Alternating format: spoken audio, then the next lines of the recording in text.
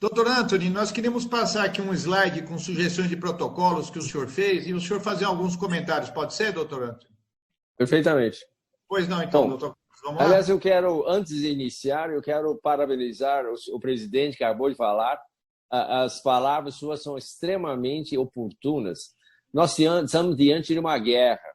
A guerra é um pequeno vírus, coronavírus, que está assustando a maioria desse planeta. Diante de uma guerra, não há momento de fraquejar, não pode ter medo. Infelizmente, a mídia instilou medo desse vírus e a população está amedrontada, tem medo de sair de casa, medo de cumprimentar, tem medo de ser humano. Qualquer guerra só se vence com coragem, com força e intenção de aniquilar o inimigo, precocemente. Então, cidadãos do Brasil e de Goiás, se vocês querem acabar vencendo essa guerra, é preciso coragem, é preciso ter fé e não ficar assustado. Assustado, você está metade derrotado. O medo e paranoia mata 10 vezes mais do que o inimigo. Tá certo? Isso é um ditado antigo, desde o tempo pré-histórico. Então, eu quero parabenizar, quero falar exatamente, repetir a palavra do presidente, que é exatamente isso que nós estamos procurando. E, senhores prefeitos, tem que ter coragem. Você está salvando vidas. A omissão, ou medo, porque o conselho tal, ou o Ministério Público, ou quem quer que seja, vá te processar, a vida que você salva, como o Talmud diz, vale toda a humanidade, entende? Então, quem salva uma vida, salva a humanidade, não é verdade? Segundo o Talmud. Então, é isso aí. Nós temos provas de que tratamento precoce em qualquer doença, seja câncer, seja doença infecciosa, ao tratamento precoce você tem mais sucesso do que esperar a doença evoluir. Lamentavelmente, está politizado isso e tudo está, assim, deixado a segundo plano porque falta coragem, ou então tem outras intenções maléficas, sei lá, está tão alterado o nosso planeta e o nosso país. Então, voltando agora para o protocolo com essas palavras, existem alguns consensos clássicos, né? Pode passar primeiro? Então, primeiro, o protocolo da hidroxicloroquina, que é o mais usado internacionalmente.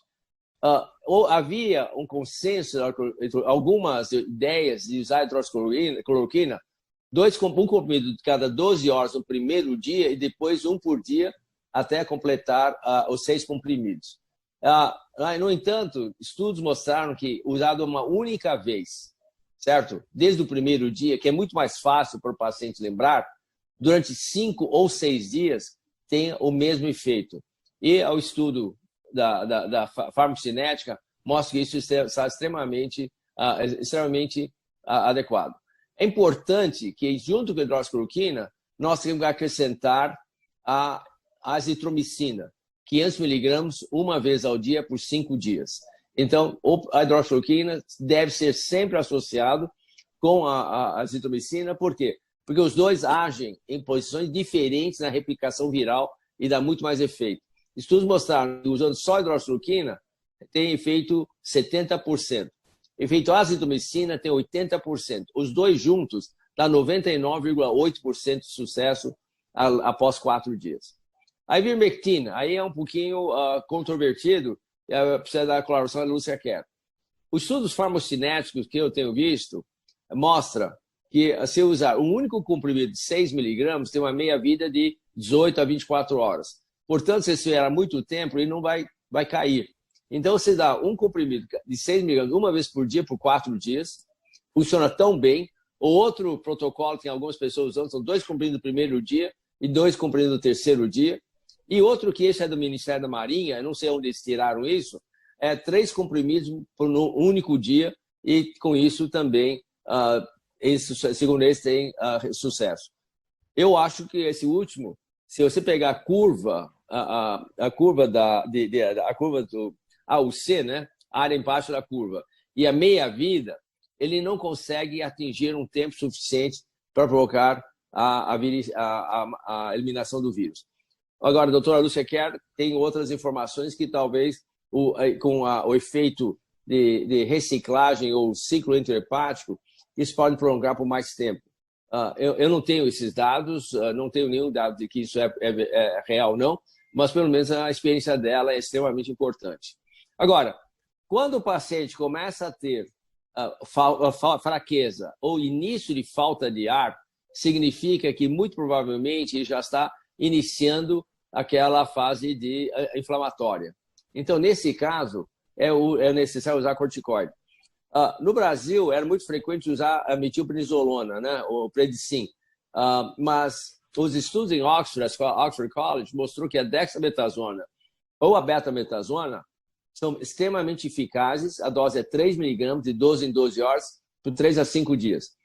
A dexametasona e a betametasona são melhores do que a metilprednisolona, que é o Predicin, porque ele tem menos efeito sobre a retenção de água e de sódio e tem uma ação anti-inflamatória mais eficaz. Isso está escrito em todos os livros de farmacologia. Então, e também pode ser dado por via oral. Eu tenho vários pacientes que tinham tomado o remédio, a hidrocloroquina, ou a ivermectina mais a azitromicina, e ainda estavam sofrendo assim cansaço, dificuldade, desânimo. Deram 3 dias de dexametasona, eles melhoraram rapidamente e já estavam praticamente assintomáticos. A enoxaparina é uma heparina de cadeia curta. E ele é usado justamente para tratar a coagulação, ou trombo, certo? Que se forma nas fases da tempestade.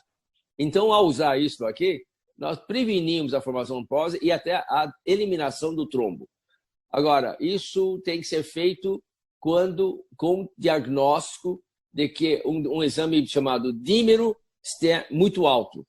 Se o exame de dímero estiver muito alto, então você pode usar a heparina. Se não, nós não recomendamos porque ele pode levar a sangramento e hemorragia indevida. É um protocolo simples. Com esse protocolo, vocês vão salvar mais de 95%, 98% dos pacientes e certamente vai diminuir tremendamente o número de pacientes que precisam de hospitalização e, eventualmente, terapia intensiva.